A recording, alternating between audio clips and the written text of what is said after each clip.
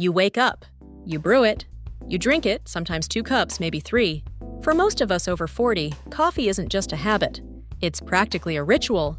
But here's something your doctor probably hasn't told you yet.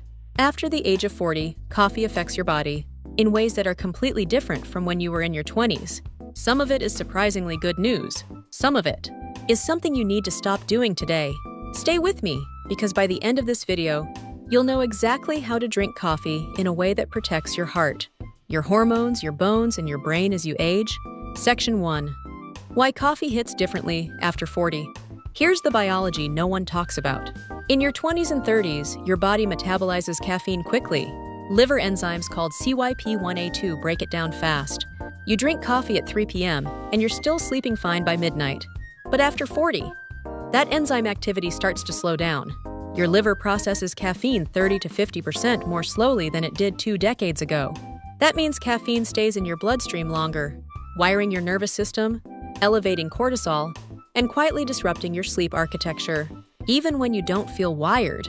And that's just the beginning. After 40, changes in estrogen and testosterone levels, in both women and men, interact with caffeine in ways that can amplify anxiety, worsen hot flashes, accelerate bone density loss, and spike blood pressure.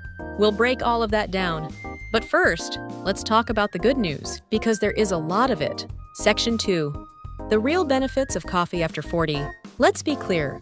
Coffee is one of the most studied substances on Earth, and the research in favor of moderate coffee consumption is genuinely remarkable. Brain protection. Multiple large-scale studies have found that people who drink 2 to 3 cups of coffee per day have a significantly lower risk of Alzheimer's disease and Parkinson's disease. After 40, your brain's neuroprotective systems start to slow. Caffeine and the antioxidants in coffee, particularly chlorogenic acid, help shield neurons from the oxidative damage that accelerates cognitive decline. Heart health. With an asterisk, a massive 2022 study from the European Journal of Preventive Cardiology tracked over 400,000 adults and found that drinking 2 to 3 cups of coffee per day was associated with the lowest risk of cardiovascular disease. Coffee appears to improve arterial flexibility and reduce inflammatory markers. The asterisk? This benefit disappears and can reverse with more than 4 cups per day, or when coffee is paired with high amounts of sugar or cream. More on that shortly. Metabolism and fat burning. After 40, metabolic rate declines by roughly 1 to 2% per decade. Caffeine is one of the few natural compounds clinically proven to boost metabolic rate by 3 to 11% and increase fat oxidation. If you're managing weight in your 40s or 50s, black coffee, timed correctly, is actually your ally. Liver protection. Regular coffee drinkers have up to a 40% lower risk of liver cirrhosis and a measurable reduction in liver cancer risk. This is one of the most replicated findings in nutritional science. Section 3. The hidden risks nobody warns you about. Now, here's where we need to have an honest conversation. Risk number 1, cortisol and belly fat. After 40, cortisol, your primary stress hormone, tends to run higher, especially with poor sleep. Caffeine directly stimulates cortisol production. Drinking coffee first thing in the morning, within the first 30 to 60 minutes of waking, when cortisol is already at its daily peak, creates a cortisol spike on top of a spike. The result? Increased anxiety, elevated blood sugar, and that stubborn belly fat that won't seem to go away no matter what you eat. The fix is simple. Delay your first cup of coffee by 90 minutes after waking. Let cortisol naturally peak and begin to decline. Then drink your coffee. The energy boost lasts longer, and the hormonal disruption is dramatically reduced. Risk number 2, bone density loss. For women approaching or in menopause, this is critical. Caffeine inhibits calcium absorption in the intestines and increases urinary calcium excretion. Multiple studies show that high coffee consumption, more than 3 cups per day, is associated with measurable reductions in bone mineral density. In postmenopausal women, if you're in your 40s or 50s and not getting enough calcium and vitamin D, daily high dose, coffee is quietly working against your skeleton. Risk number 3, sleep architecture disruption. You may fall asleep fine, but caffeine consumed after 2 p.m. has been shown in sleep studies to reduce slow-wave sleep, the deep restorative phase, by up to 20%, even when you don't feel like it affected you. After 40, slow-wave sleep is already naturally declining.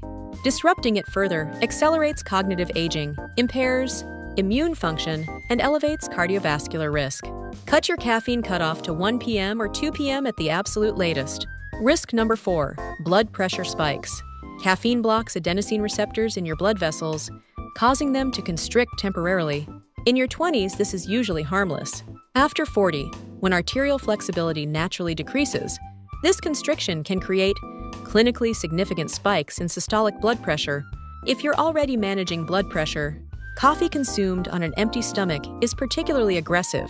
Always eat something first. Section 4. What to add, what to avoid. Let's talk about what goes into your coffee, because this matters enormously after 40. Do this. Add collagen peptides to your morning coffee. Tasteless, dissolves completely, and supports joints, skin elasticity, and gut lining, all of which decline with age. Add a pinch of cinnamon, clinically shown to blunt blood sugar spikes from caffeine. Use filtered coffee drip or pour-over rather than unfiltered, French press or boiled. Unfiltered coffee contains diterpenes like caffeine, which measurably raise LDL cholesterol, a concern for anyone over 40 with cardiovascular considerations. Stop doing this. Stop adding flavored creamers and syrups. A single pump of vanilla syrup is 20 grams of sugar. 3 pumps in a daily latte is 60 grams. That's nearly triple the daily recommended added sugar intake for women.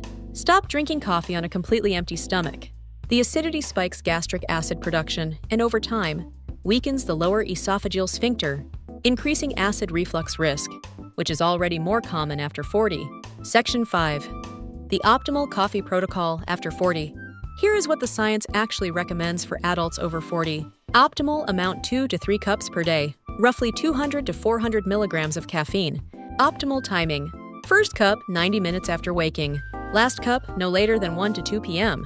Best format: black coffee or with a small amount of whole milk oat milk.